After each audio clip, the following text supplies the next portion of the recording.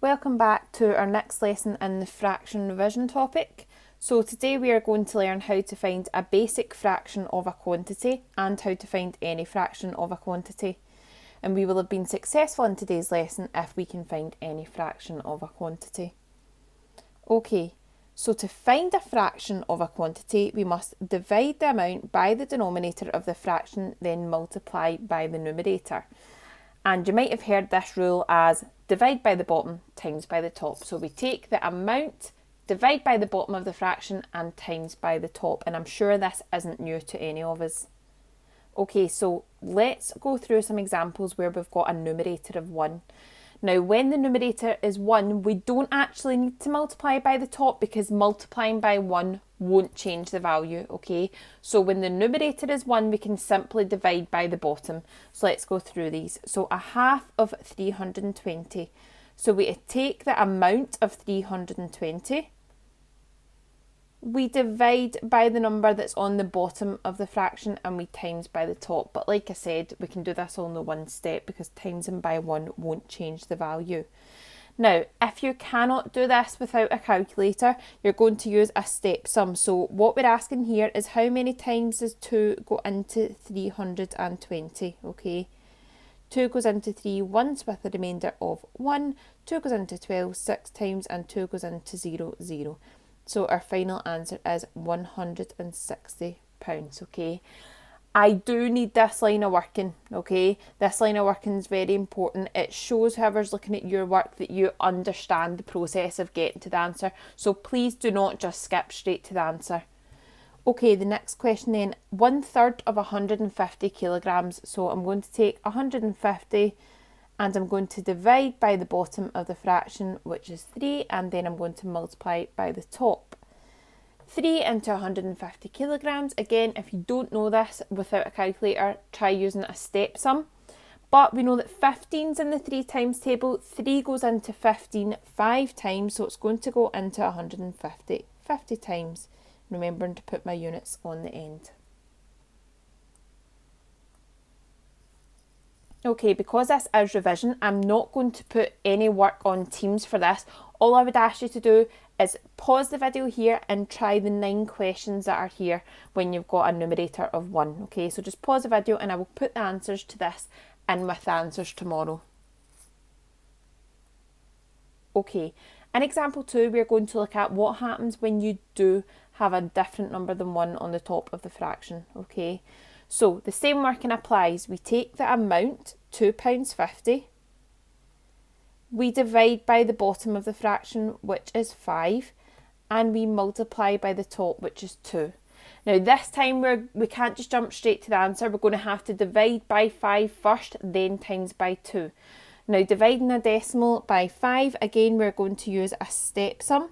So 5 into £2.50. What is really important when doing this with a decimal is that you put your decimal point straight above in your answer.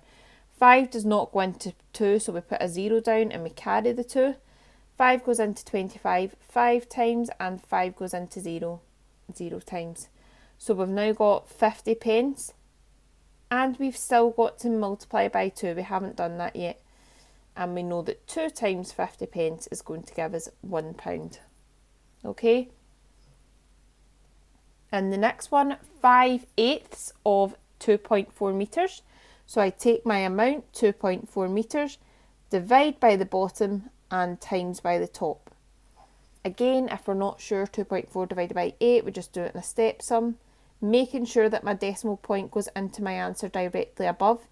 8 does not go into 2, so we carry the 2. 8 goes into 24 3 times. So 2.4 divided by 8 is 0.3, but I've still got to multiply by 5. We can use a chimney sum to do this if we're not sure, making sure that the decimal point goes in the answer. Okay. Alright, and that's really all there is to finding a fraction of a quantity. We're going to look at one more example, which is a problem solving example. This seems to be where people kind of struggle the most, so I want to go through one with you. A vase of flowers containing 350 millilitres of water was left in the sun After a day, 1/7 of the water had evaporated. During the second day, 3/5 of the remaining water evaporated. How much water was left in the vase after 2 days? So let's break this down. At the start, there was 350 millilitres. After 1 day, 1/7 had evaporated. Okay, so let me figure out how much had evaporated. So I want to find 1/7 of 350 millilitres. Okay, so I'm going to do what I've done in example 1. Take my 350 millilitres, divide by the 7 and multiply by the 1. Well, 35 divided by 7 is 5, so 350 divided by 7 is 50 millilitres. Times them by 1 is not going to change my answer, so 50 millilitres is how much has evaporated.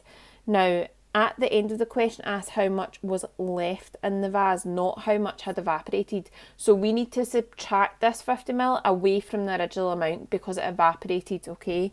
So originally I had 350 millilitres, but 50 millilitres disappeared, which means I now have 300 millilitres left.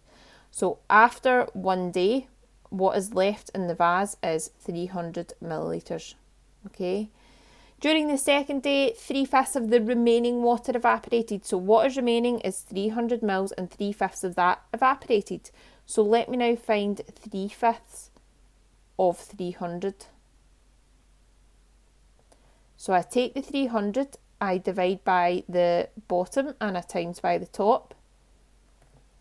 5 goes into 30 6 times, so it's going to go into 360 times, multiplied by 3. 6 times 3 is 18, put my 0 on the end, 180 millilitres is what evaporated in the second day. Okay, so when we're asked how much was left, we need to subtract that 180 from the 300, okay? So I'm going to do 300, take away 180, which is going to leave me with 120 millilitres. So after 2 days, there was 120 millilitres left. And that is my final answer, okay? So don't think we're just jumping straight to the answer with these questions. Let's show every step of how we got there. That is how you get the marks in problem solving questions, okay? Another key point is to make sure you read the whole question before you begin and then you break it down into what they're asking you to do, okay? Right guys, that's all I'm going to show you for today. Make sure you check Teams to see what your exercise is for today. See you tomorrow.